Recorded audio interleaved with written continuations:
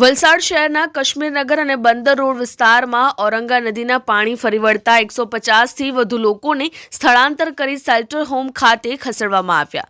હવામાન વિભાગની આગાહીને પગલે ઉપરવાસમાં સતત વરસી રહેલા ભારે વરસાદને કારણે વલસાડની ઔરંગા નદી ભયજનક સપાટીના નજીક વહેતા વહીવટીતંત્ર એલર્ટ થઈ ગયું હતું।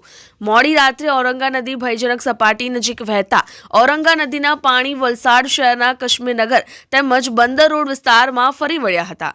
કશ્મીરનગર અને બંદર રોડ વિસ્તારમાં ઔરંગા નદીના પાણી ફરી વળતા 150થી વધુ લોકોને વલસાડ નગરપાલિકાની ટીમ દ્વારા સ્થળાંતર કરી શેલ્ટર હોમ ખાતે ખસેડવામાં આવ્યા હતા।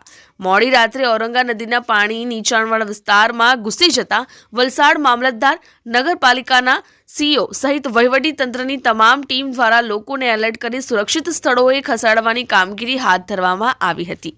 વલસાડમાં પૂર જેવી સ્થિતિ સર્જાય તો તમામ પરિસ્થિતિને પહોંચી વળવા માટે વહીવટી તંત્રની ટીમ એલર્ટ મોડમાં જોવા મળી હતી અને જિલ્લાની તમામ નદીની સપાટી ઉપર નજર રાખી રહી છે। તેમજ વલસાડ જિલ્લામાં કોઈ પણ પરિસ્થિતિને પહોંચી વળવા એનડીઆરએફની ટીમને સ્ટેન્ડ બાય રાખવામાં આવી છે।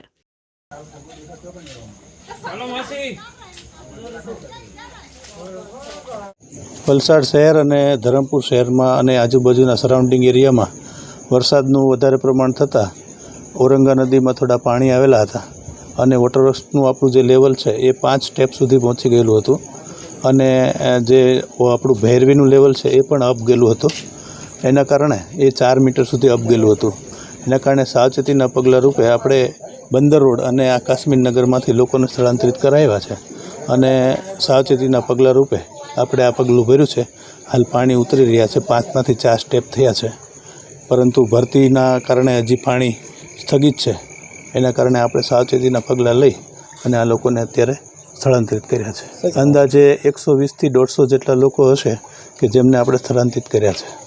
આપણે રામલલ્લા હોલ છે જે ત્યાં આગળ વ્યવસ્થા રાખી છે અને સવારમાં ચા નાસ્તો વગેરે કરાવશું આપણે।